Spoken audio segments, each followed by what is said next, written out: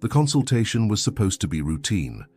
A millionaire doctor, accustomed to perfect lives and predictable hearts, could never have imagined that the shy young woman in front of him, trembling, avoiding any touch, was hiding a secret that would silence everything around them. She had never been touched by anyone, and what he felt when he listened to her racing heart was more than medical. It was personal. It was intimate. But what happened next? No one could have imagined. If this story touched you, leave a like, subscribe to the channel, and let us know in the comments, where are you listening to this message from? Your support is what keeps this channel alive. Dr. Benjamin Carter's days followed a rhythm as precise as the ticking clock on the wall of his penthouse office. Mornings began with French-pressed coffee, classical music humming through his condo in the Upper East Side, and a well-ironed suit draped over a frame that wore success like second skin. At 39, he was one of the most sought-after cardiologists in Manhattan, known for his surgical hands, cool demeanor, and impenetrable emotional walls. His patients came dressed in designer labels, arriving in town cars, and speaking of stress, cholesterol, and heart flutters caused by board meetings and bad martinis. Nothing surprised him anymore. Until that Tuesday. It was just past 11 a.m. when his secretary knocked gently on the frosted glass door. "Doctor Carter, your next patient is here, Miss Reed." He nodded without looking up from the monitor. "Send her in." The door opened with a quiet click, and then silence. Benjamin finally glanced up, ready to offer his rehearsed greeting, but the words never left his lips. Standing just inside the doorway was a young woman who looked completely out of place, like a watercolor dropped into a world of oil paint. Her coat was too large, likely second-hand, and clung to her small frame as if trying to shield her from the cold, or the world. Her eyes, a soft hazel tinged with green, flicked up just long enough to meet his before darting away. She wasn't wearing makeup, no designer bag, no polished jewelry, just trembling fingers clutching a worn canvas purse. For a moment, Benjamin forgot he was in the middle of a workday. "Miss Reed?" he asked, his voice lower than usual. She nodded once, then hesitated. "Would you like to sit?" he offered gently, standing to guide her. She shuffled in slowly, her movements hesitant, as if afraid her mere presence might shatter the polished floors. As she sat on the edge of the leather chair, her hands folded in her lap like a child waiting for a verdict, Benjamin noticed something unusual. She didn't offer her hand. Most patients did, and when he stepped closer to retrieve her file, she flinched, almost imperceptibly, but enough for a trained doctor to notice. He sat down across from her, curious now. "So, what brings you in today?" She swallowed hard. Her voice, when it finally emerged, was barely above a whisper. "I've been having heart palpitations, especially in crowded places, or when people talk to me." His brows furrowed gently. "Any dizziness, fainting spells?" She nodded. "And I haven't seen a doctor in years," she added, eyes still fixed on her hands. "I couldn't afford it, but I started getting scared." Benjamin adjusted his chair, setting aside the digital tablet.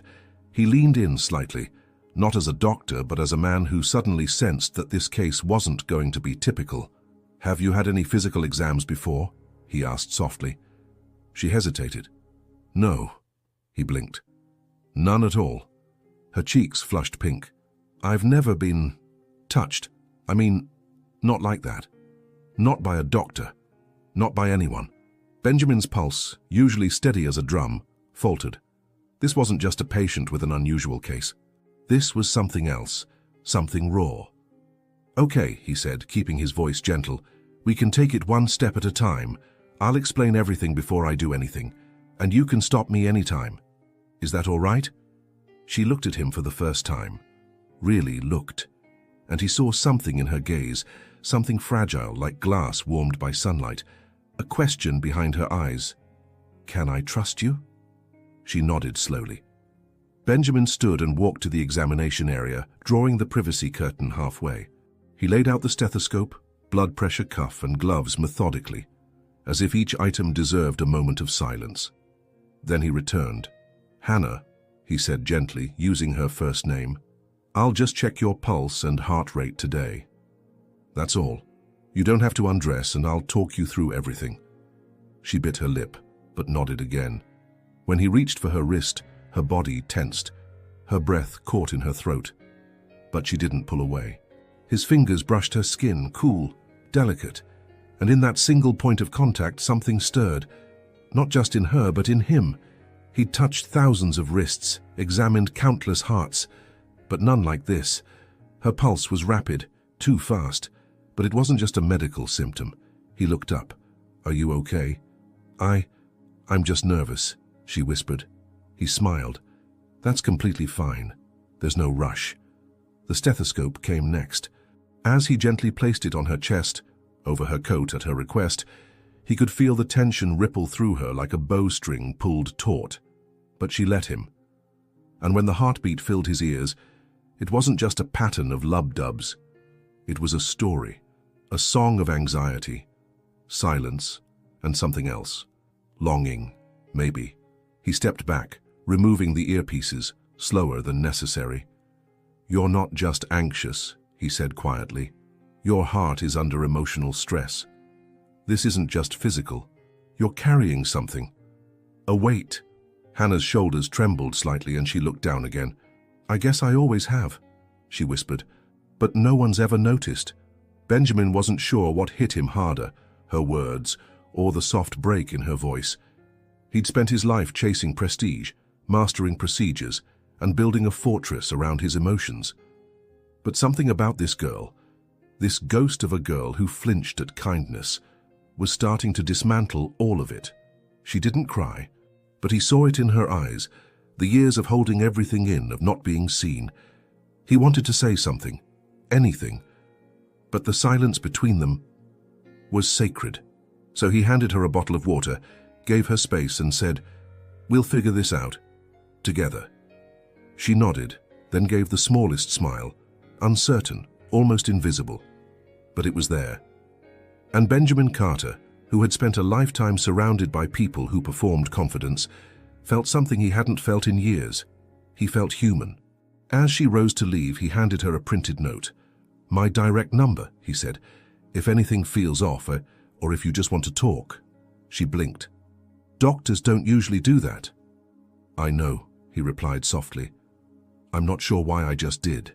And as she walked out, coat still too big, shoes still scuffed, Benjamin stood there, listening to the echo of the closing door.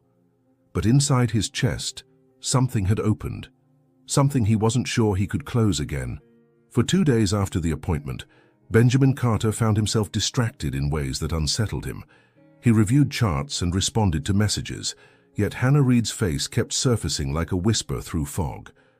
Not because of any dramatic event, there was no diagnosis of a rare condition, no emergency, but because of what didn't happen, the absence of ease, of casual familiarity. The way she barely spoke, barely breathed unless spoken to, and how she clutched her purse like it was her last anchor to the world. Most patients filled his room with noise. She filled it with silence, and yet her silence spoke volumes. He was reviewing another patient's EKG when his phone buzzed, an unfamiliar number. He hesitated, then answered. Hello? A pause. Then her voice, soft, trembling, like wind brushing across a fragile branch. Dr. Carter, it's Hannah. Benjamin stood, unconsciously walking toward the window. Hannah, are you all right? I think so. But something happened this morning. I was at the pharmacy, and when the cashier touched my hand to give me change, I blacked out. Benjamin's hand gripped the window frame. You fainted? No, I didn't lose consciousness, I just froze. My chest felt tight, like something was pressing on it. My heart was racing. I couldn't move. Are you in pain now? A little, but mostly just scared. Her honesty carved through him like a blade. Can you come in again? I'll rearrange my schedule. I'm not in Manhattan anymore. I came back to Pennsylvania. He hesitated. How far are you from Allentown? About 30 minutes. Why? There's a clinic I trust there, but if you're okay with it, I'd rather you come see me again. I'd like to understand what's really going on, if that's all right with you. There was a long pause. Then, almost like a breath held too long, she whispered, "Okay." 3 days later, Hannah returned. She looked a little more rested, but still small in her skin, as if the world remained too big, too loud. Benjamin greeted her at the door himself, bypassing protocol. His staff noticed, of course, but he didn't care. Inside, he motioned for her to sit, then gently asked, "Would you mind telling me more about what happened that day?" She nodded, pulling the sleeves of her cardigan over her hands. "It's not the first time. I've had these episodes since I was 13. I just never told anyone." "Why not?" Her answer came slowly. "Because people said I was just sensitive or dramatic, and I started to believe it." Benjamin leaned forward, careful not to invade her space. "Tell me everything, as much as you feel safe sharing." She took a deep breath. "When I was younger, I was quiet. I liked books. I was scared of loud noises, scared of the cafeteria at school. I didn't understand why people wanted to touch each other so much. Hugs, teasing, hand-holding. It always made me panic. Even my own mother. She used to brush my hair, and I would cry, and she didn't know why." Her voice cracked slightly. "When she died in a car accident, I moved in with my grandmother, and then I just stopped letting anyone in. No friends, no sleepovers, no dating. I didn't want to be touched. Not because I hate people, but because I feel everything. Too much." Benjamin watched her carefully, listening with the kind of attention he rarely gave outside of surgery. Her vulnerability was unfiltered, pure. She wasn't trying to impress him, charm him, or manipulate the narrative. She was simply telling the truth. And it moved something inside him. "Have you ever talked to anyone professionally about this?" he asked gently. "No, I couldn't afford it. And part of me thought, maybe I was just broken." "You're not broken," Benjamin said without thinking. "You're carrying more than most people could ever imagine." Hannah's eyes filled slightly, but she blinked quickly and looked away. "Sometimes I wonder if there's something wrong with me physically. Like maybe there's a defect in my heart." He shook his head. "We'll run more tests if you'd like, but from what I've seen, your heart is functioning fine. It's not the organ. It's the weight it's had to carry." A silence hung between them, heavy, but not uncomfortable. Then she asked something unexpected. "Do you believe people can heal from things they've never spoken out loud?" Benjamin's throat tightened. "Yes," he said softly, "but only if someone listens." She looked at him then, not just glanced, but really looked, as if seeing him clearly for the first time. "I think I'm tired of being silent," she whispered. He nodded, his voice quiet. "Then let's break the silence. Together." They didn't do a physical exam that day. Instead, Benjamin asked her questions, not the ones on a checklist, but real ones. "What calms you down when your heart races? What memories feel safest? Do you remember the last time someone held your hand?" She laughed once, bitterly. "No one ever has." He blinked. "Never." She shook her head. "Not a boyfriend, not a school dance, nothing." Benjamin swallowed hard. "And your panic? Is it worse with strangers or with emotional moments?" She hesitated, then whispered, "Both." As the session came to a close, Benjamin reached into a drawer and handed her a small slip of paper. "This is the name of a therapist in Allentown. Her name is Dr. Elsie Matthews. She specializes in emotional trauma, especially touch aversion. She's excellent, and she has a sliding scale for payment." Hannah took the paper carefully, as if it might tear between her fingers. "Thank you," she said. "I don't know why you're being so kind." "Because I think the world hasn't been," Benjamin said. "And maybe it's time it starts." For a moment they sat in a quiet stillness.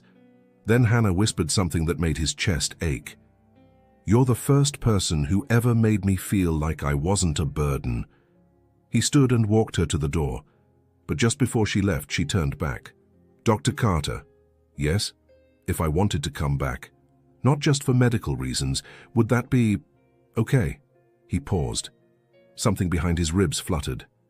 It wasn't professional. It wasn't clinical. It was human. He nodded. "Yes, that would be more than okay." And as she walked away, Benjamin knew this wasn't the last time he would see Hannah Reed. What he didn't know was how deeply she would change everything. The sky over Manhattan was a washed-out grey the morning Hannah returned to Dr. Carter's office. A soft rain kissed the pavement outside, adding a certain hush to the city's usual clamor. Hannah Reed stepped inside the glass doors with her coat pulled tightly around her, not because of the cold, but because she still wasn't sure if her body was allowed to take up space in places like this. But she came anyway, because something about him, Dr. Carter Benjamin, had made her feel like maybe she belonged. When she walked into the office, his receptionist smiled in recognition. "You can go right in." He asked not to be disturbed. That alone sent her heart fluttering. Inside the office, Benjamin stood by the large windows, gazing out at the rain. He turned as she entered, and for a fleeting second, the calm in his eyes softened into something warmer, familiar. "Hannah," he said, his voice like velvet. "You came." She nodded, brushing damp strands of hair behind her ears. "I wasn't sure I would, but I wanted to. I'm glad you did." She sat in the same chair as before, but this time her posture was a little less tense. Her shoulders were still guarded, but her hands weren't as tightly clenched in her lap. That, to Benjamin, was progress. "I cleared the morning for you," he said, sitting across from her. "So we don't have to rush. We'll take it slow." Her lips twitched with a hint of a smile. "You keep saying that." "Because I mean it." There was a moment of stillness, the kind that doesn't demand to be filled. And then, gently, he began. "Would it be okay if we did a light exam today? Nothing invasive, just checking your vitals. But we can stop at any point." Hannah hesitated, but then nodded. "Yes. Okay." Benjamin stood and moved with calm precision, gathering what he needed. As he approached, he paused before reaching for her wrist. "I'll touch you now, just your pulse, all right?" She nodded, watching his eyes. When his fingers brushed her skin, she didn't flinch this time. Her pulse was fast, but not frantic. Her skin was cooler than usual. Benjamin took note, but he wasn't focused on numbers or rhythms. He was listening to the unspoken dialogue between them, the trust growing, heartbeat by heartbeat. "Still racing," he said gently, a small smile in his voice. "But less than last time. I didn't sleep much," she admitted. "I kept thinking. Maybe I imagined everything you said. Maybe it was just kindness you give to everyone." Benjamin straightened slightly, his expression tightening. "It wasn't. I don't do this with every patient, Hannah. You're not imagining anything." Her eyes flicked up to meet his. Vulnerability, hope, a silent question again. "Are you real?" Then came the stethoscope. She stiffened slightly but didn't pull away. "Over the shirt again?" he asked. She nodded.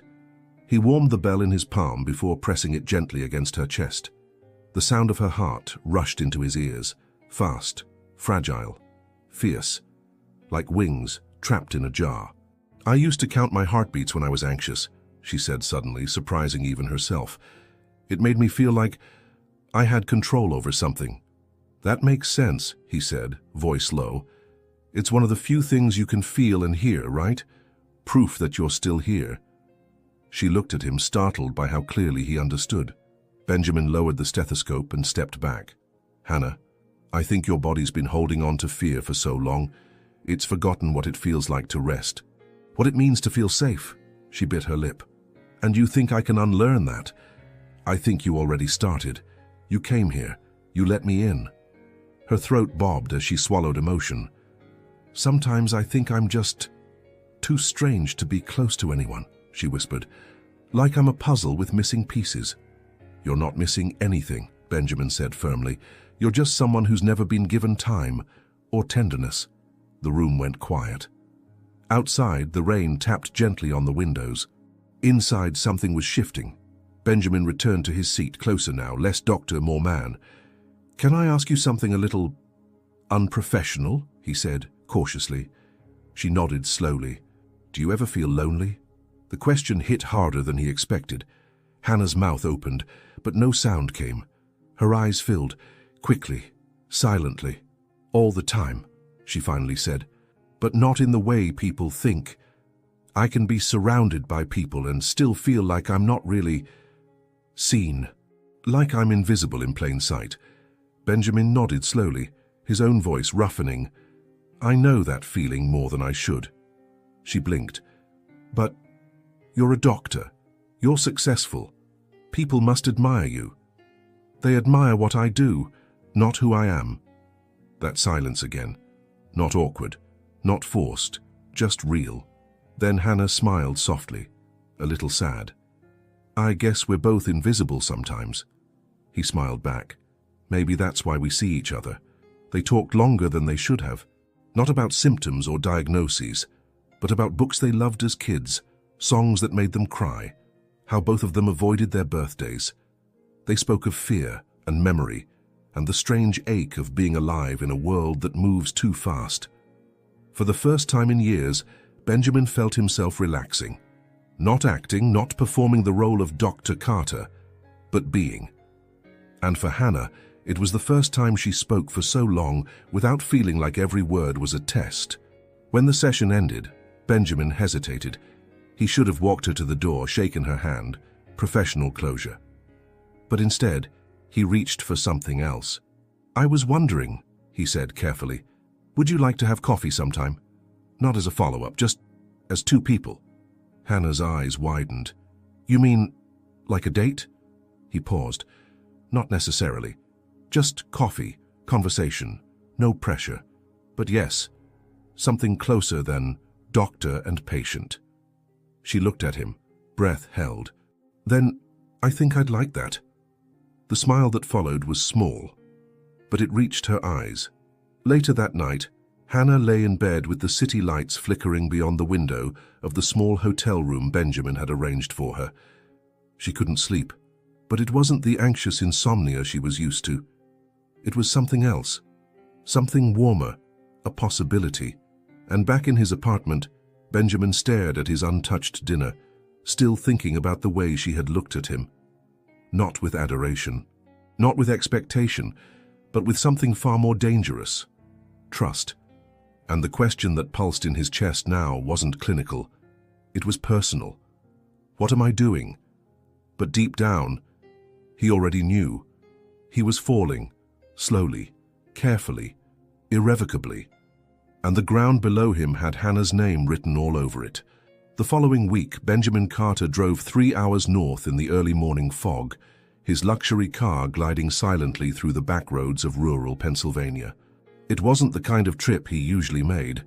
His life was built around controlled environments, air-conditioned offices, private elevators, leather chairs, and quiet lounges with jazz humming in the background.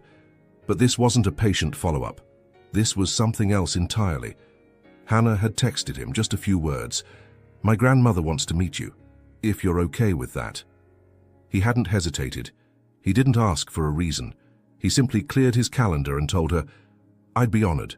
As he approached the small town of Millbrook, the scenery changed. The tall skyline of New York faded into rolling hills, rusted fences, and weathered barns. There were no billboards, no traffic lights every other block, just long, winding roads and the occasional faded gas station.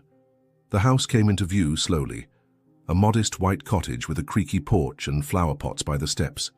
The paint was chipped and the roof slanted with age, but there was something alive in the garden. Petunias. Hydrangeas, the kind of details you don't tend to unless you care. Hannah was waiting by the porch in a soft blue sweater and jeans that didn't quite fit. She looked nervous. Her arms were crossed, but when she saw him, something shifted in her face. Not a smile, not exactly, but something like relief. "You found it?" she said as he stepped out of the car. "I did," he replied, tucking his hands into his coat pockets to keep from reaching for her. They stood in awkward stillness for a beat. Then the screen door creaked open behind her. Out stepped an older woman, sturdy frame, silver hair tied in a loose bun, eyes as sharp as glass, but kind. She wore a knitted cardigan and house slippers. Despite her age, there was a strength in the way she held herself, a presence. "You must be Dr. Carter," she said, descending the steps with quiet authority. Benjamin offered his hand. "Benjamin, please." She eyed him for a moment, long enough to make him feel 15 years younger, then took his hand in hers. "Eleanor Reed." Her grip was firm. Her eyes didn't blink. "Come in," she said. It's chilly out here. Inside, the cottage smelled of cinnamon and old wood.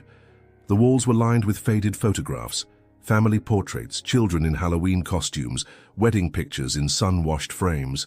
It was a home that held history, not just furniture. Eleanor led them to the kitchen and poured tea without asking. Then she sat across from Benjamin at the small table, placing a worn napkin under his cup with care. "I want to thank you," she said plainly, no sugar in her tone, "for treating my granddaughter like a person, not a case."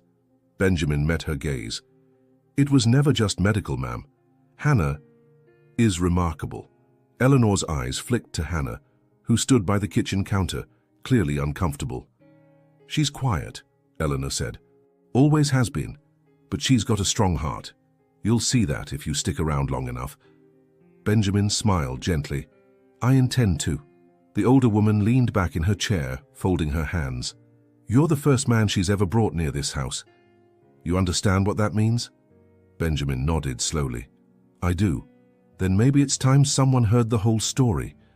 Hannah sat beside him, her fingers trembling slightly as she wrapped them around her cup. She didn't speak at first, just breathed. "I lost my parents when I was 11, she began, voice low. "They were driving back from a winter wedding. I was staying home with a babysitter because I had the flu. Their car hit black ice." Benjamin felt the air thin slightly. "I remember the police knocking on the door," she continued.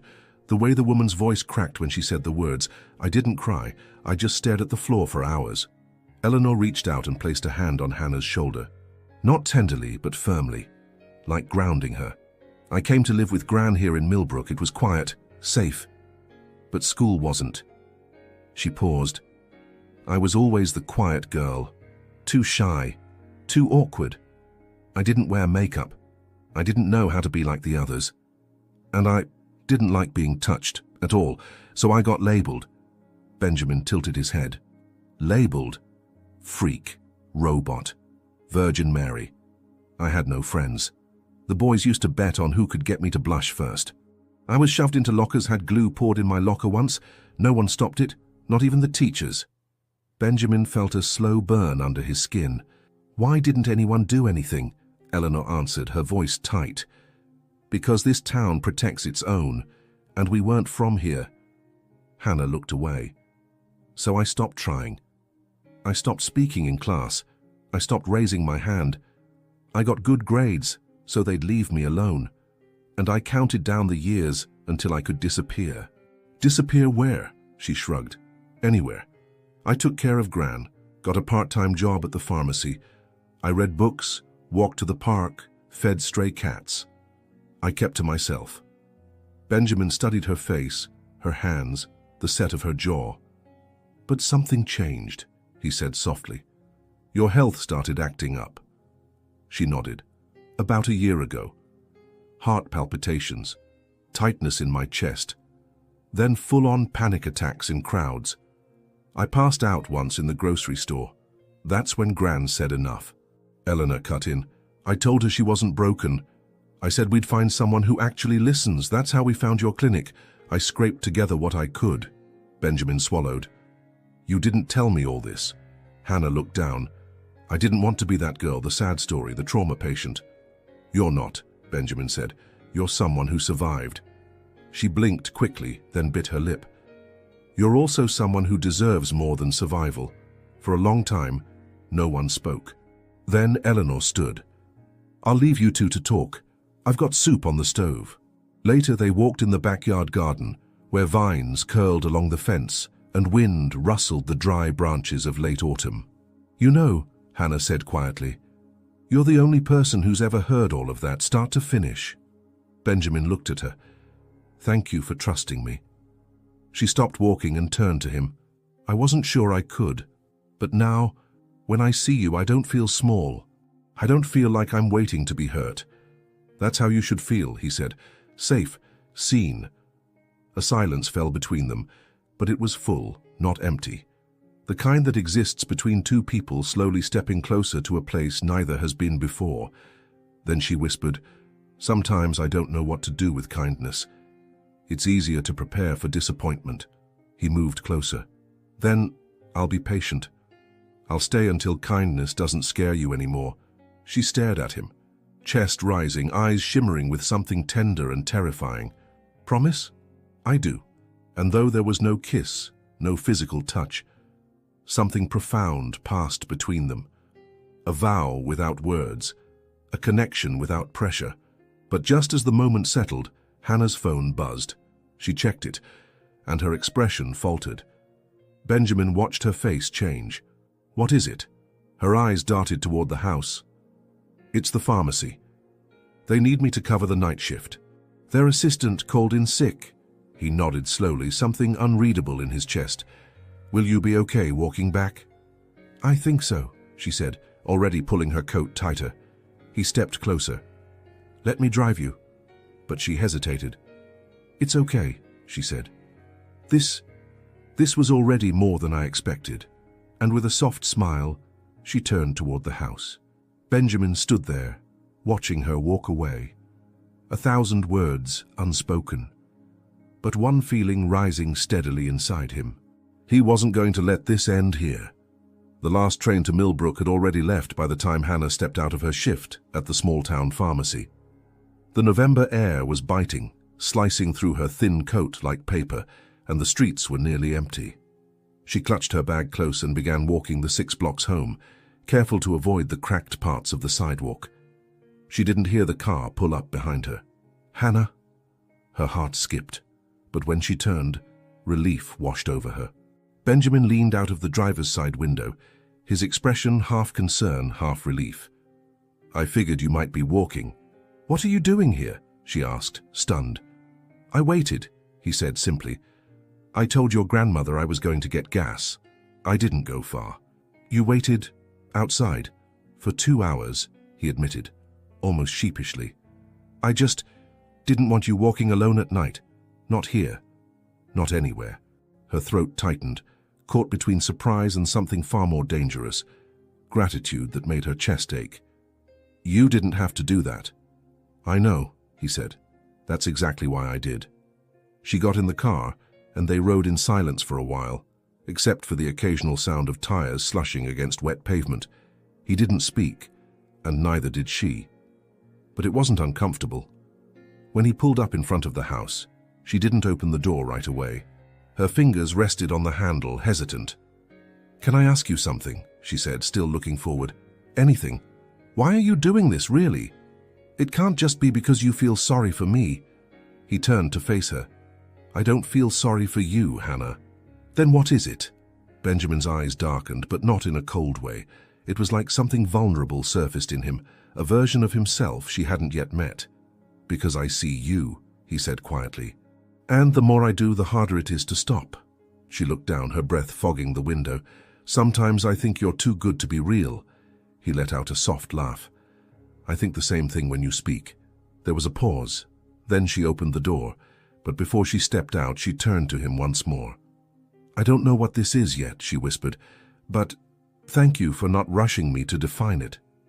"You don't owe me anything, Hannah," he said. "Just take your time. I'm not going anywhere." 2 days later, Benjamin made a decision. He booked her a room in a quiet, clean hotel in Allentown for 3 nights. When she asked why, he said, "Because you need somewhere peaceful to rest, somewhere you don't have to be anyone's caretaker." "But I have to take care of Gran." "I already spoke with her," he smiled. "She insisted you go, said she'd be fine for a few days." Hannah didn't know what to say. No one had ever gifted her space before. Time. Quiet. She stood in the lobby of the small hotel, her fingers gripping the keycard Benjamin had left for her at the front desk. Room 204. It smelled faintly of lavender and new linens. There was no TV blaring, no ticking clock, just the hum of soft silence. She lay on the bed, fully clothed, and stared at the ceiling for a long time. When was the last time she didn't feel responsible for something? Or someone? Later that evening, a knock sounded at her door. When she opened it, Benjamin stood there with 2 paper bags. "I come bearing tea and soup," he smiled. She let out a laugh, the kind that surprised even her. "Did you cook?" "Not unless you want food poisoning," he grinned. "No, I ordered from that cafe you mentioned." She stepped aside, letting him in. He placed the bags on the table and opened them slowly, laying everything out like a ritual. 2 bowls of butternut squash soup, fresh sourdough bread, and chamomile tea in thermoses. "You remembered my favorite," she said softly. "I listen," he replied. They sat on opposite sides of the small table. No candles, no music, no romance scripted from movies, just quiet conversation. The kind that builds a bridge between 2 people, word by word. After dinner, he didn't leave right away. They sat by the window, sipping tea, watching the headlights below move like fireflies in the fog. "You seem lighter tonight," he said. She nodded. "I think it's the first time I've been alone, without being lonely." "That's a powerful shift," he said, tilting his head. "What made it happen?" She looked at him, her expression soft. "You." His throat tightened. He didn't know what to do with that kind of honesty, so he just let it land. The next day, Hannah visited Dr. Elsie Matthews, the therapist Benjamin had recommended. It was her first official session. When he called her that night to ask how it went, she was lying on the bed in her robe, feet tucked under her. "It was hard," she said, "but good. Did you feel safe?" "I did. For the first time in a long while, I didn't feel like I had to explain why I am the way I am. She just, understood." Benjamin smiled into the phone. "That's all I wanted for you." "I told her about you," Hannah added, voice barely above a whisper. His heart skipped. "Oh?" "She asked me when I started to believe I might not be broken. I said, when someone looked at me like I was already whole." He closed his eyes. There was a long pause. Then she asked something that felt small, but meant everything. "Will you come back tomorrow, just to sit with me?" He didn't hesitate. "I'll be there." That next evening, Benjamin arrived at her hotel room with a book tucked under his arm. "The Little Prince." She smiled, reading the cover. "You said it was your favorite." They sat on the carpeted floor, backs against the bed, and took turns reading it aloud, each chapter melting into the next, their voices low and warm. When they reached the part where the fox says, "It is only with the heart that one can see rightly," Hannah's voice broke slightly. Benjamin looked at her, his chest tightening. "I used to think my heart didn't work right," she said. "That maybe it was too weak, too broken. But now I think maybe it just didn't have anyone to speak to." He didn't speak. He reached slowly, gently, and placed his hand, very lightly, over hers. She didn't pull away. Her fingers, tentative at first, curled around his like petals folding at dusk. Neither of them spoke. They didn't have to, because in that moment care had become something else entirely. It was no longer kindness out of pity. It was connection rooted in truth. And in the silence that followed, both of them knew. This was no longer just a story about healing. It was becoming a story about love. But just as that realization settled in, Benjamin's phone buzzed on the nightstand. He ignored it. Then it buzzed again. Hannah pulled back slightly, her expression shifting. "You should check it," she said softly. He sighed, reached for it, and frowned. "It's the hospital," he said. "They wouldn't call twice unless—" He didn't finish the sentence. She nodded, understanding. He stood reluctant, already halfway out the door. "I'll come back tomorrow," he promised. And she smiled, trying not to let it crack. But once the door clicked shut behind him, she sat in that room, hand still warm from his touch, heart pounding for a reason that had nothing to do with fear, and everything to do with something much scarier. Hope.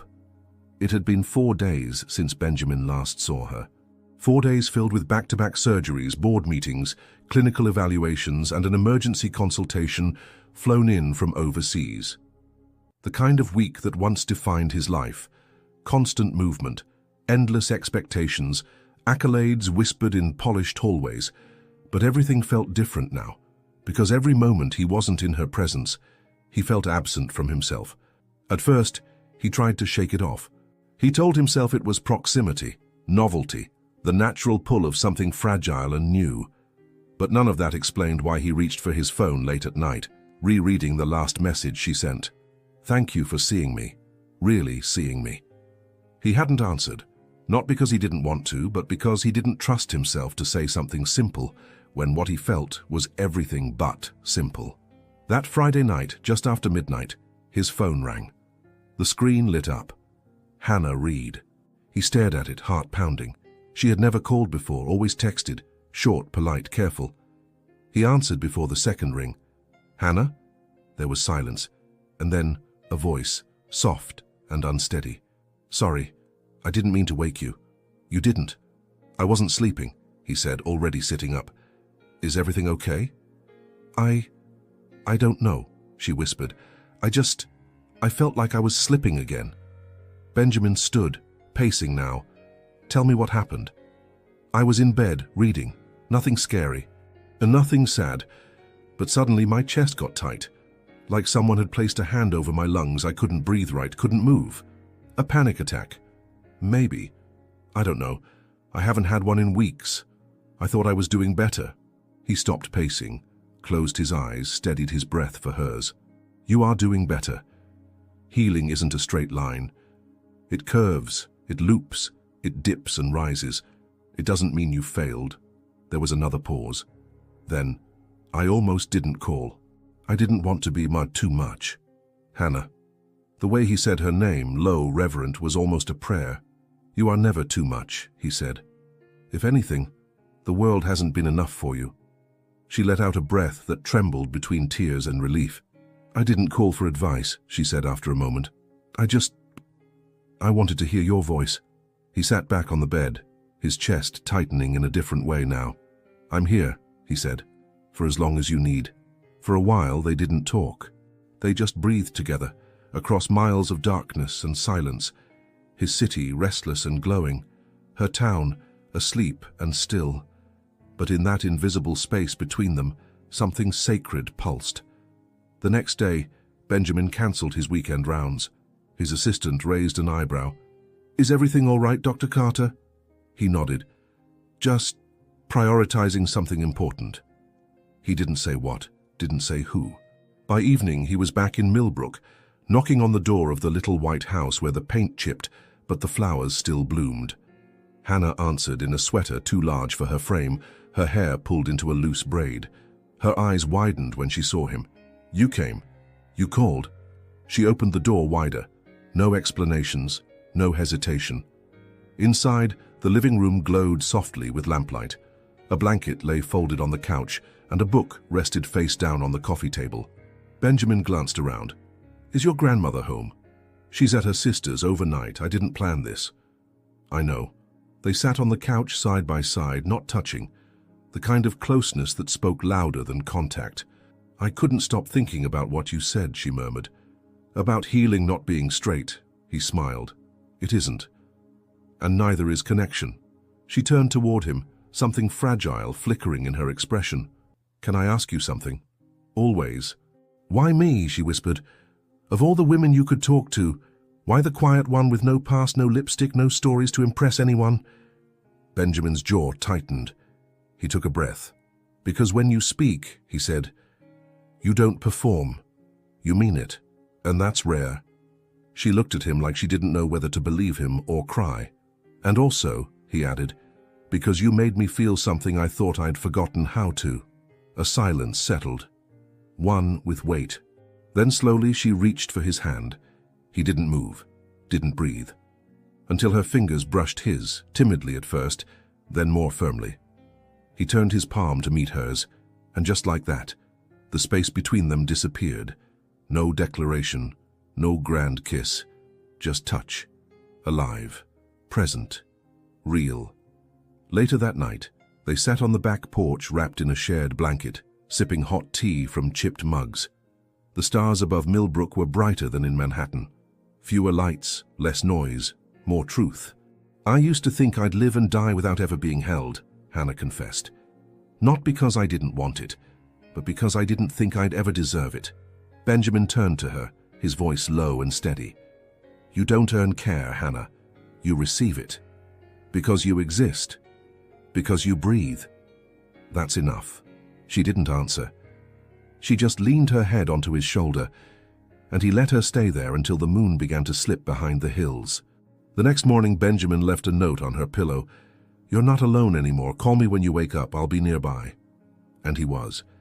He found a small cafe downtown and waited, with a book in hand, with his phone on loud, waiting not just for a call, but for the moment he would finally stop being the man who helped Hannah and become the one who stood beside her, not because she needed saving, but because she had become the only place his heart felt heard. What he didn't know was, back at the house, Hannah was staring at his note with her hand trembling, because the last person who left her a note was her mother. And now a different story was unfolding, a new one that began with a voice in the middle of the night, and a call that changed everything. The air in Manhattan carried the faint scent of roasted chestnuts and wet pavement as Benjamin sat alone at a corner table in a small cafe tucked between two bookstores. It wasn't one of the sleek, modern espresso bars he usually frequented. It had chipped tables, handwritten menus, and an old record player spinning Ella Fitzgerald in the corner. But it reminded him of Hannah. Simple, quiet, honest. He'd passed it once on his way back from the hospital, and something about the amber glow in the window and the way people spoke in hushed, unhurried tones had made him stop. Now it had become a kind of refuge, a place where time softened around the edges, and he wanted to share it with her. He hesitated for hours before typing the message, then erased it, typed it again. "Would you like to have coffee with me? Not as a doctor, just me." He pressed send and immediately regretted it. Too forward? Too confusing? Had he crossed some line? But the reply came only minutes later. "Yes, I'd like that. Just like that. No punctuation, no emojis." But those 4 words lit something in his chest. Hannah stood in front of her closet for nearly 20 minutes the morning of the coffee. It wasn't a date. At least, no one had called it that. But she felt the pressure in the air, soft and electric. She finally settled on a long beige sweater that hugged her arms but not her body. Simple jeans, clean shoes, hair pulled back loosely. She looked in the mirror and almost didn't recognize herself. Not because she looked different, but because for once she didn't look like she was trying to disappear. When she walked into the cafe, Benjamin stood immediately. There was no dramatic music, no gasp, no stunned silence. Just a moment. A shift. His expression softened as his eyes found her. "You came," he said, as if part of him hadn't believed she would. She smiled, small but sincere. "You invited me." He led her to the corner table, where the window spilled morning light across the worn wooden surface. A candle flickered between them, even though it was daylight. The waitress came and took their orders. Tea for Hannah, black coffee for Benjamin. Then the silence settled. Not awkward, just full. "I like this place," Hannah said, glancing around.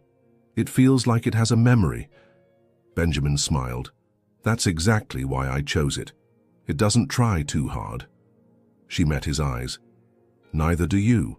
He looked at her for a long moment. That wasn't always true. The conversation started slow, cautious. He told her about his childhood, how his father had pushed excellence like oxygen, and how love had always felt like a transaction. She spoke of books, how reading helped her survive high school, how she found comfort in characters who didn't demand anything from her. They talked about nothing and everything. Favorite meals, dreams they never told anyone, what silence felt like in different rooms. Then, somewhere between the second sip and the last crumb of banana bread, Hannah said something that shifted the air. "I used to think kindness had an expiration date, that it always came with conditions." Benjamin leaned in slightly. "And now? I'm starting to wonder if maybe kindness is what happens when someone doesn't want anything from you. They just want you." He swallowed slowly. "That's exactly what I want." Her eyes widened and her breath caught, but he didn't rush to explain. He let the words settle. "I don't want to fix you," he said quietly. "You're not broken. I just want to be near whatever it is you carry because it's real." She didn't speak for a while, then softly, "No one's ever said that to me." He reached across the table, palm open, patient. She looked at his hand, then placed hers inside it. Warm, tentative, steady. And for the first time in years, Hannah didn't feel like she was performing a version of herself.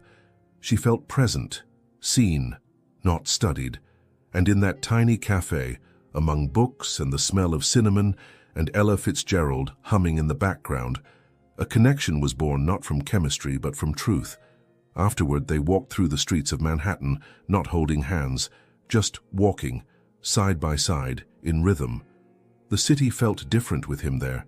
He pointed out murals she never would have noticed, bakeries with the best almond croissants, jazz bars that opened after dark. "You know all the quiet corners of a loud city," she said. He looked at her. "Maybe I was waiting for someone quiet enough to share them with." They stopped near a park bench and the moment lingered. Then Benjamin's phone rang. He checked the screen, his expression darkening. "I have to take this," he said. "Hospital." She nodded. Of course. But something in her face dimmed. He stepped away. She sat on the bench waiting, listening to birds over traffic, wind over steel. When he returned, his face was still calm, but his tone had shifted. "They need me back. Emergency bypass." She stood. "Of course. Go." But before he turned away, he looked at her one last time. "I don't want today to be a pause," he said. "I want it to be a beginning." She nodded. "Me too." He hesitated, then stepped close, and for the first time kissed her forehead, a touch so light it felt like a vow. Then he turned and left, and Hannah sat back down on the bench, hand over her chest. Not to check her pulse, but to feel it. She stayed in that cafe's neighborhood the rest of the day, revisiting their table, the window, the street. Not because she was lost, but because she'd finally found a moment worth lingering in. That night, Benjamin sent one message. "If you ever feel the dark creeping back in, just say the word, I'll come find you every time." And for the first time in her life, Hannah believed someone meant it. But what she didn't know was that the next time they met, it wouldn't be planned. And everything would change again. In the weeks that followed their quiet afternoon in the cafe, something began to shift, subtly, like the slow unfurling of petals after winter. Benjamin and Hannah didn't rush into labels or declarations. There was no sudden plunge into passion or dramatic confessions. What grew between them was not loud. It was careful, intentional, and it felt sacred. Benjamin started visiting Millbrook every Saturday, sometimes for a few hours. Sometimes he stayed the night in a rented room near the edge of town, never at her house, never imposing. He came quietly, always with something thoughtful, a book she'd mentioned in passing, her favorite tea, a candle that smelled like vanilla and pine. He listened more than he spoke, and Hannah, though still hesitant at times, began to trust the silence between them. Not every visit was perfect. Some days she spoke very little. Other days she asked questions that held weight. "Would you still care if I never changed? If I always needed space? If I never got used to being touched?" And always, his answers came without flinching. Yes, yes, absolutely yes. He never told her what she had to be, only that she already was. One cold Sunday morning, they sat on the back porch of her grandmother's house, wrapped in a thick knitted blanket, sipping coffee while the fog slowly lifted from the hills.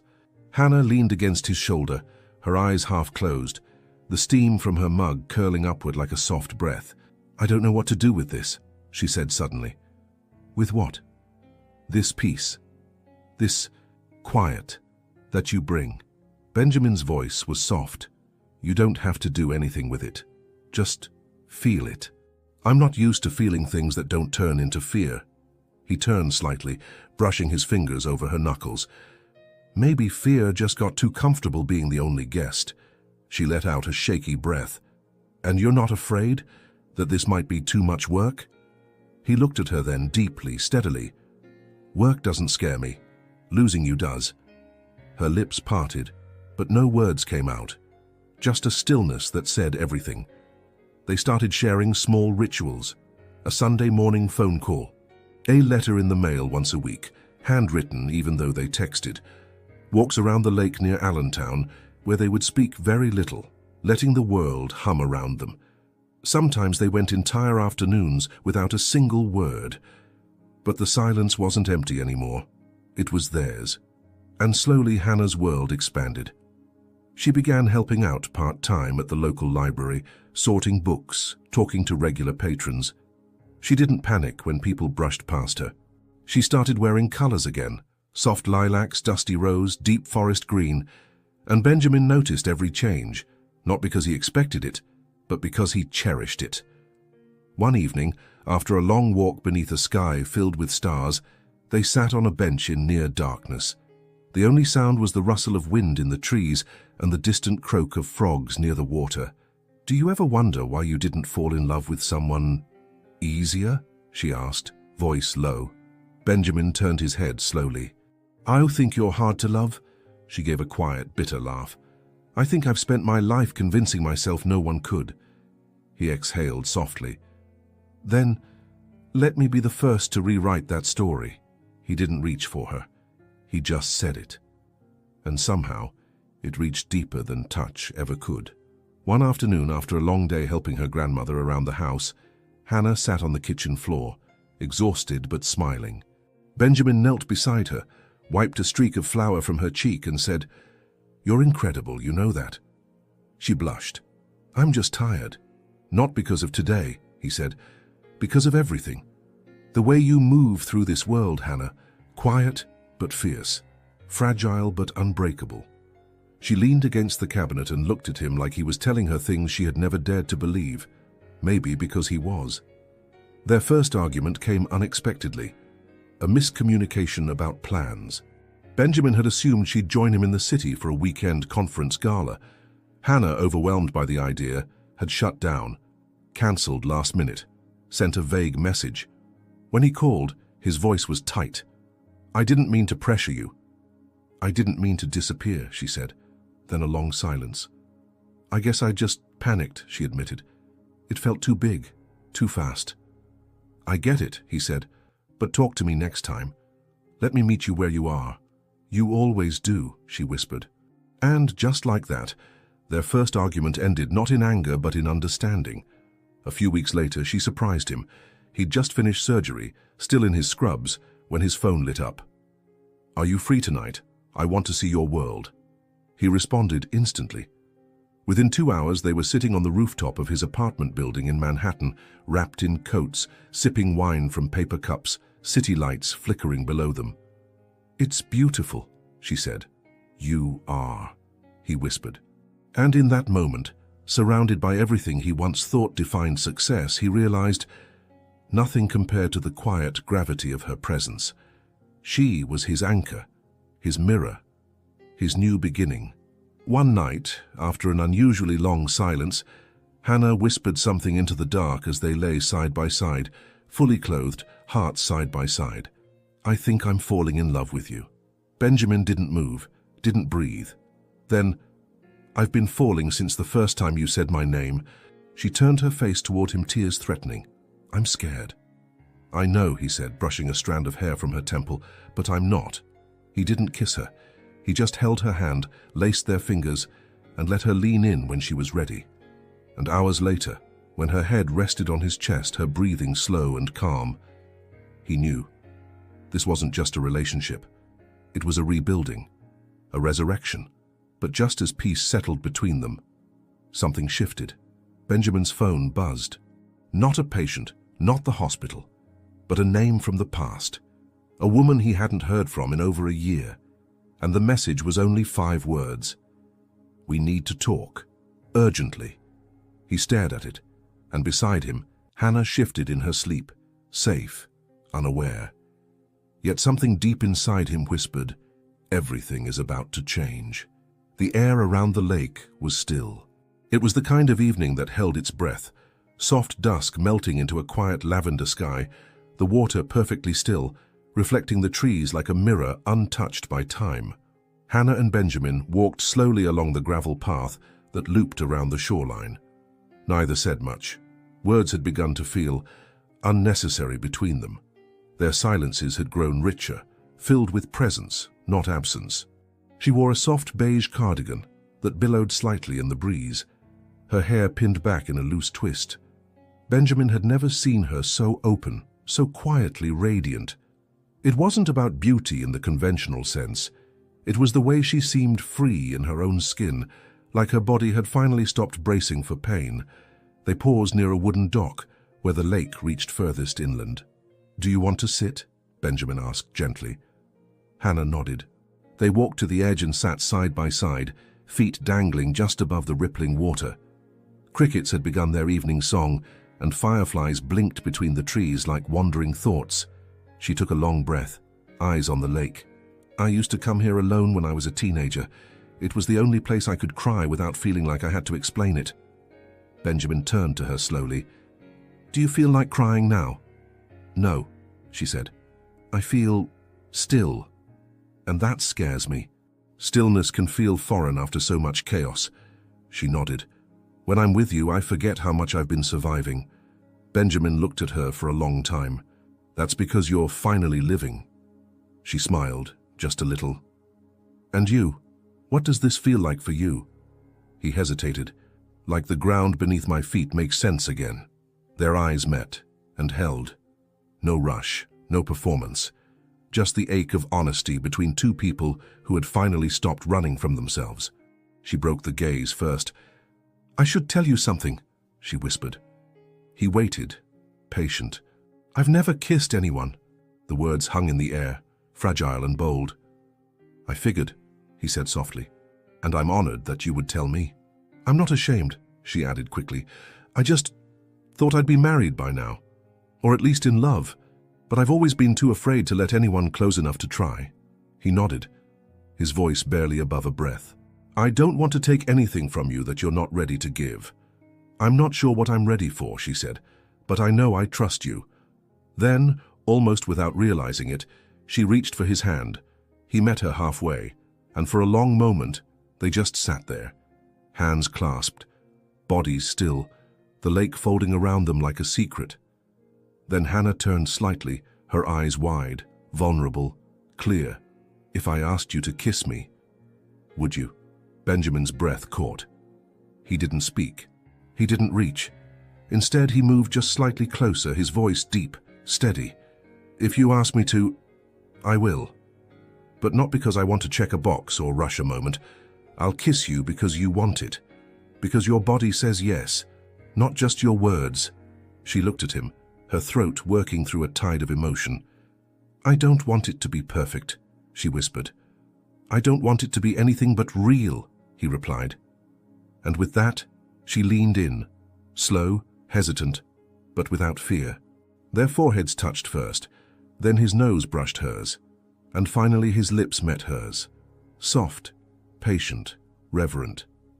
Not like a movie kiss, not passionate or rushed or breathless, but delicate, as if he were kissing not just her mouth, but every wound that had ever made her doubt she deserved to be held.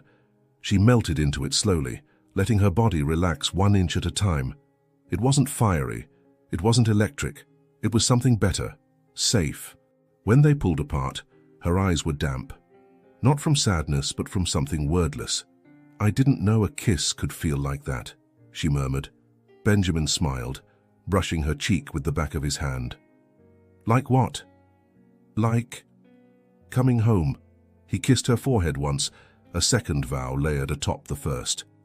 And in the quiet that followed, the stars began to appear, one by one, as if they too had been waiting for her to say yes to the night.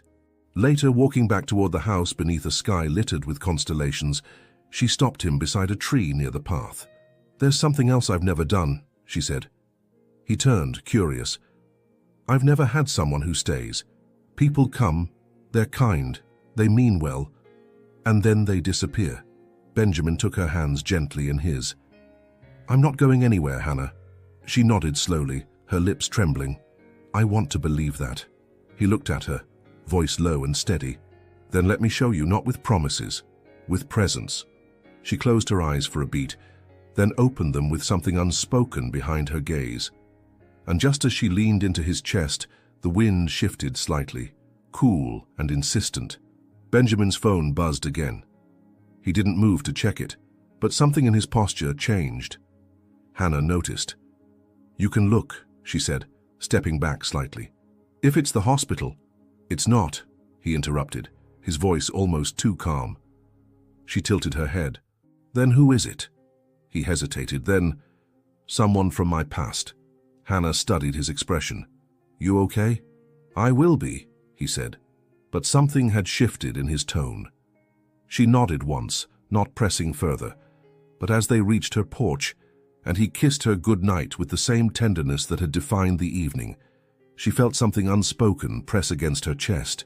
Not fear, not doubt, just the quiet knowledge that something was coming. And whatever it was, it might test everything they had just begun to build.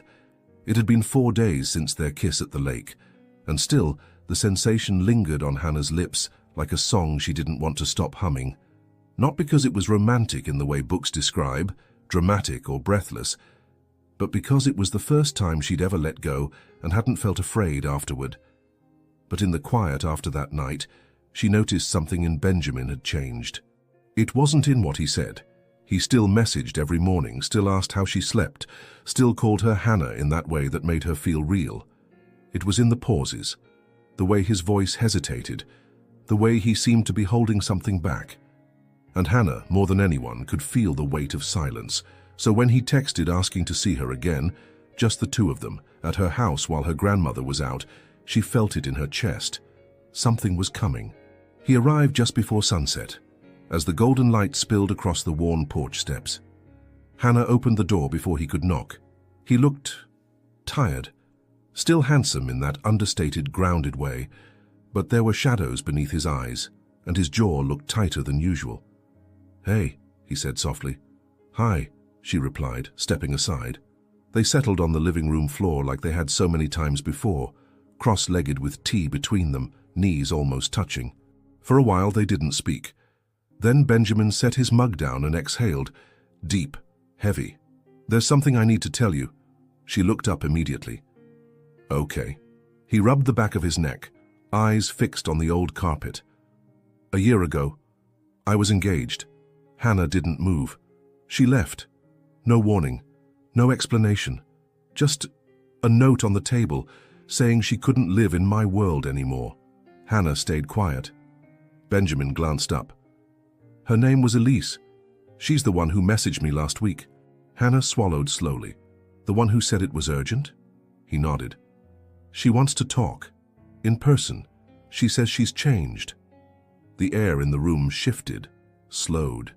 "And what do you want?" Hannah asked, voice steady but low. "I want you," he said instantly. "That hasn't changed, but I didn't want to hide this. I owed you honesty." She looked at him, really looked. "You're allowed to have a past," she whispered. I guess I'm afraid I'll never be enough to compete with someone who came before." His expression cracked at that. "Hannah, this isn't a competition. It's not a choice between two people. Elise is a closed door, but you're the air I breathe on the other side of it." Her lips trembled. "Then why are you still holding your breath?" He blinked. "What? You've been different since she messaged. Not wrong, not distant, but careful." Benjamin leaned in. "Because I didn't want to lose this, us. I didn't want to give you any reason to think I wasn't all in." She nodded slowly, trying to trust his words. But then her voice broke. "I'm not like her. I know. I don't know how to be charming or confident. I get scared when people look at me too long. I still can't always handle being touched." Benjamin moved closer, his eyes warm but serious. "And do you know what I see when I look at you?" She shook her head. "I see someone who's more courageous than anyone I've ever met. Someone who wakes up every day and faces fears that no one else can see. Someone who walks into the fire, even though she was taught her whole life to stay small." Tears slid silently down her cheeks, but she didn't wipe them. He didn't flinch. He simply continued. "And yes, you're different. You're not polished or practiced or loud. You're real. You're raw. You feel. And that is why I'm here." She let out a trembling breath. "Sometimes I wonder if I'll ever feel safe enough to let someone love all of me." Benjamin's voice softened. "You already are." She stared at him, unblinking. And then she did something that surprised even herself. She reached for him. Not just his hand, but him. She climbed into his lap, carefully, slowly, until she was seated across his legs, her arms around his shoulders, her forehead resting against his. Her body trembled slightly. but she didn't let go. And Benjamin, blessedly still, simply wrapped his arms around her, holding, not claiming, not pressuring, just being.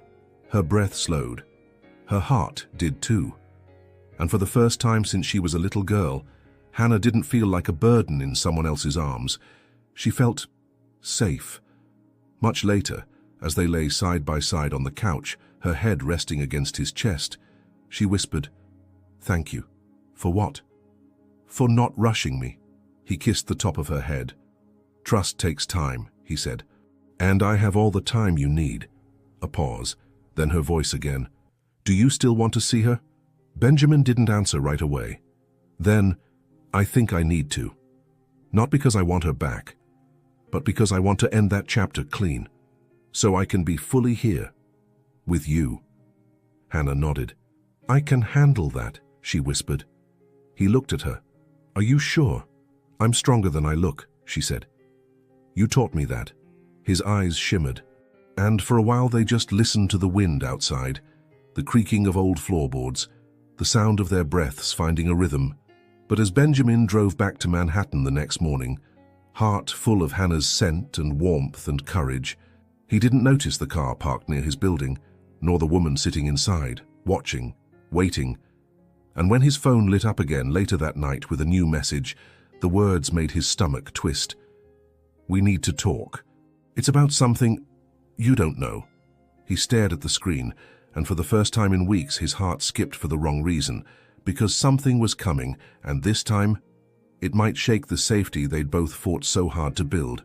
The smell of cinnamon and honey filled the house before Benjamin even knocked. It was late Sunday morning, and the sky above Millbrook was bright but quiet, one of those still days when even the birds seemed to pause between songs. The last few days had been emotionally heavy for both of them. The conversation about his ex-fiancée had left a shadow in the background, but it hadn't dimmed the light between them. Today, something different was about to happen. Today, he was meeting the woman who raised Hannah, Mrs. Eleanor Reed. Hannah opened the door before he could knock, her cheeks flushed, her hands slightly flour-dusted. "She's making her famous cinnamon rolls," she said, in a half-whisper. "And pretending not to be nervous," Benjamin smiled. "That makes two of us." She stepped aside, letting him in. The living room looked different in daylight, warmer, fuller.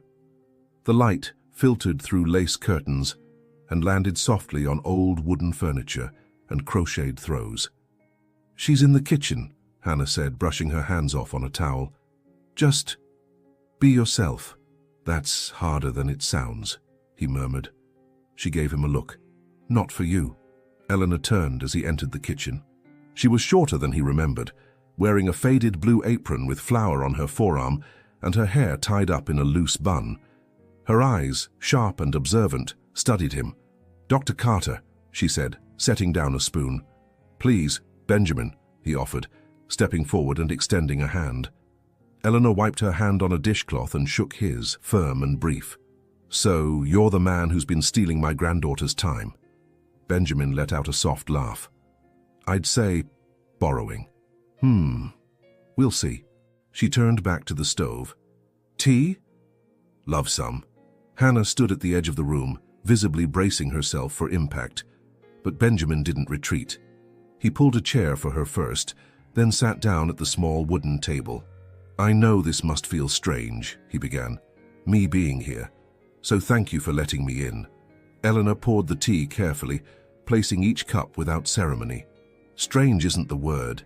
You're the first man to ever set foot in this kitchen at her invitation." Benjamin's brows rose slightly. He looked to Hannah. "She didn't want me to be around people who only saw the parts of her they didn't understand," Eleanor continued. "Most never even tried." He nodded solemnly. "Then I hope I'm the first of a new kind." There was a pause. Then Eleanor sat, and for the first time her voice softened. "She's different, not because she's fragile, but because she listens deeper than most people speak." Benjamin's throat tightened. "I know. She's slow to trust. She has every reason to be. And if you ever break that trust—" "I won't," he said firmly but not defensively. Eleanor studied him a moment longer, then nodded once. "Good. Then eat, before the rolls burn. Lunch was slow, rich, homemade. They spoke about simple things, weather, books, gardening. Eleanor had a dry humor that surfaced between lines, and Benjamin matched it gently, never too eager, never rehearsed. Afterward, they moved to the porch, the three of them sitting in the mild light as wind moved through the trees. At one point, Eleanor turned to Benjamin and said, "You know, you make her laugh." "I haven't heard that in years." He looked at Hannah, whose eyes had softened. "She makes me real," he said quietly. "That's something I forgot how to be." Eleanor gave a small, approving grunt. "Then I suppose I should keep feeding you." They all laughed, and something in the air settled. That evening, when Eleanor excused herself early with a knowing glance, Benjamin and Hannah remained on the porch. The sun dipped behind the hills. The quiet returned. "She likes you," Hannah said, sipping her tea. "She terrifies me," Benjamin grinned. Hannah smiled, then grew thoughtful. "She's been my anchor since I was 11. She never tried to fix me, just stayed." He nodded. "I see where you got it from." Hannah looked at him then, really looked. Today felt like something real, something grown up. "It was," he said. "We're not pretending anymore." She nodded, then leaned into his side, resting her head on his shoulder, and for a long time they didn't move. Just two people, breathing in sync with the dusk. Later, as Benjamin walked to his car, Eleanor appeared at the door one last time. "Benjamin?" He turned. "She's not fragile, you know. She's sacred." He nodded. "I know. She'll give you her whole heart, if you keep showing her you deserve it. Just don't disappear. I'm not going anywhere." She looked at him for a moment longer, then gave a small, satisfied nod before closing the door. But as Benjamin drove away under the stars, his phone vibrated again. Another message from Elise. Only this time it had a photo, an ultrasound, and a single sentence. "We need to talk. This is yours." He pulled over to the side of the road, hands shaking, mind racing.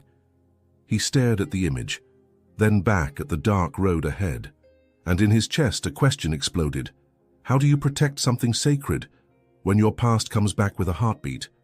Rain tapped softly against the windows as Hannah stood at the edge of her bed, hands gently gripping the sleeves of her sweater.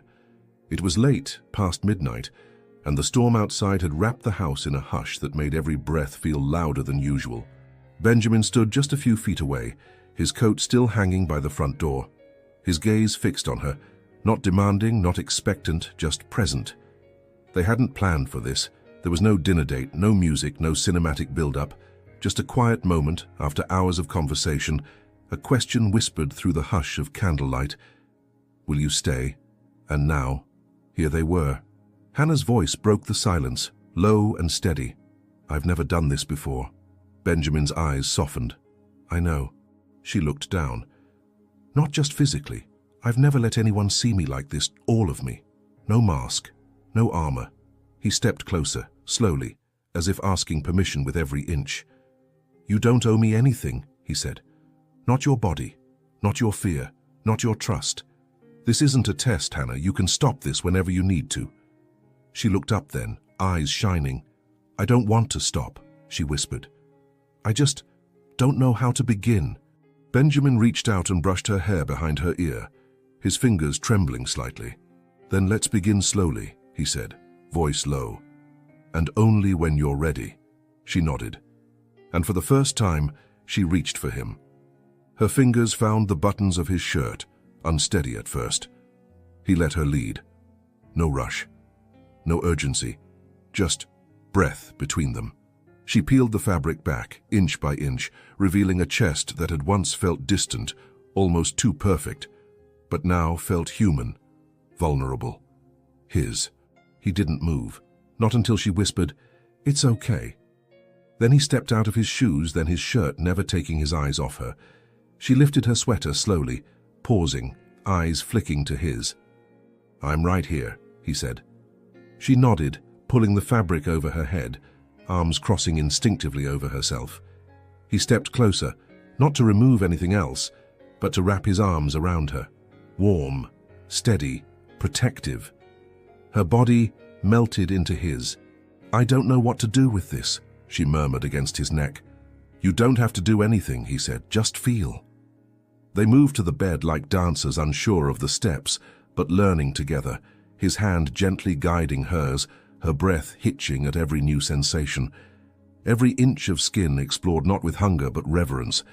He kissed her collarbone first, then her shoulder, then the center of her palm. He kissed the parts of her that had never been touched. That had been hidden not by clothing but by shame. And one by one those walls began to fall. Tears slipped silently down her cheeks, not from pain, not from fear, from release, from being held, not just physically but emotionally, fully, without condition, without pressure, without doubt. "You're safe," he whispered against her skin, over and over again. "You're safe." And when she finally opened to him, body trembling, heart racing, it wasn't passion that filled the room. It was trust. It was surrender. It was the quiet, sacred ache of finally being seen. Afterward, they lay tangled in the blankets, her head on his chest, their legs woven together like roots slowly intertwining. Neither spoke, because there were no words for that kind of beginning. Only breath, only warmth, only the kind of silence that comes when two people stop hiding from themselves and from each other. Hannah traced a line across his shoulder. "I didn't think I'd ever feel like this." He ran his fingers down her spine. "Like what?" "Safe, wanted, whole."